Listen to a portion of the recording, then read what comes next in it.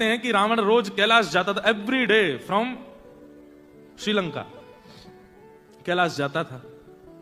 तो कैलाश में लंबी लाइन लगी होती थी महादेव के दर्शन करने वालों की।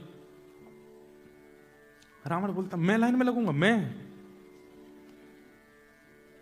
तुम जानते हो मैं कौन हूं? रावण जिसके पीछे लाइन में खड़ा होता था ना, आगे वाला जब पीछे, अरे आप आगे आ जाओ, आप आगे आओ। इतना खौफ था रावण का। ये कैसा भक्त है ठाकुर जी का, जो जिसमें विनम्रता नहीं आई, जिसमें दीनता नहीं आई, जिसमें सरलता नहीं आई। एक अपने आप को भक्त कहता है। ऐसे भक्त आज भी होते हैं, जिन लोगों को ये लगता है कथा हम पीछे बैठेंगे, कथा में हम नीचे बैठेंगे, कथा में सोफा नहीं है हमारे लिए। समझ जाइएगा कि सोफा वाले बुरा नहीं मानना। कहीं सोफा वाले यूं सोचने लगे हो भाई हमारे लिए बोले, नहीं आपके लिए नहीं बोला मैंने, आप लोग तो अच्छे हो। तो रावण एक दिन बड़ा परेशान हो गया।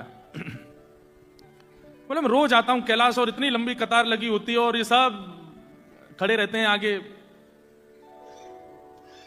और फिर उसके बाद भी रावण को सबसे ज्यादा बुरा क्या लगता था, इतना लंबा लाइन में खड़े होके गया और फिर महादेव को जब प्रणाम कर, महादेव ऐसे ही बैठे रहते।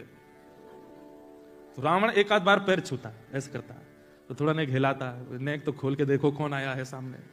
रावण आके कभी स्वर्ण चढ़ा रहा है, कभी रत्न चढ़ा रहा है। महादेव तो वो तो चिदानंद रूप है शिवो, हम उनको स्वर्ण से प्रसन्न करोगे, उनको रत्न से प्रसन्न करोगे तो अपने अपने में स्थित रहते हैं। महादेव अपनी स्थिति में बैठे रहते। रावण को लगता है ये देख क्यों नहीं रहे मैंने क्या चढ़ाया। तो रावण ब्रह्मा जी से पूछता कि इनको प्रिय क्या है। बोले शंकर जी को स्तुतियां बहुत प्रिय लगती हैं, कोई संस्कृत में स्तुति गावे, कोई अच्छे अच्छे भाव। तो फिर रावण ने शिव तांडव स्तोत्र लिखा। अच्छा, रावण की विशेषता यह थी कि वो अपने शब्दों को इतना भयानक प्रयोग करता था कि उन शब्दों से ऐसा लगे कि मानो डमरू बज रहा है। मतलब आप शिव तांडव स्तोत्र सुन के सो नहीं सकते। आपको सोना है तो आपको नमामि मीशान ही सुनना, रुद्राष्टकम ही सुनना पड़ेगा।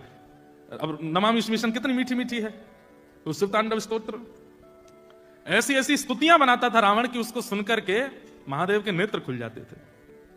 यस्यास्ते ड्राट ड्राट डुट डुट ममलम टम टम टम टम टम डम शम डम शम डुडम शम डुहि डुहि चकितम भूपके भूपनालम तैलम तैलम तो तैलम Kuku Kuku Kuku Quang कुखांग Quang कुखांग Quang ध्यायन्ते यस्य गान्ते वसति स सकलम पातुनो चंदचूड़। महादेव आंख खुल के, कहां है भैया? इधर हूं। क्यों? हिमालय की चोटियां हिलने लगती थीं, क्योंकि एक तो होता है एक मुख से और मीठे स्वर से बोलना, वो 10 सिर से चिंगाड़ करके बोलता था, पूरी ताकत लगा देता था। तो हिमालय हिलने लगता था, बर्फ गिरने लगती थी, महादेव भी झूमने लगते थे। महादेव के भाई रुक जा आजा, जल चढ़ा ले, आजा। तो काय को इतना परेशान होता।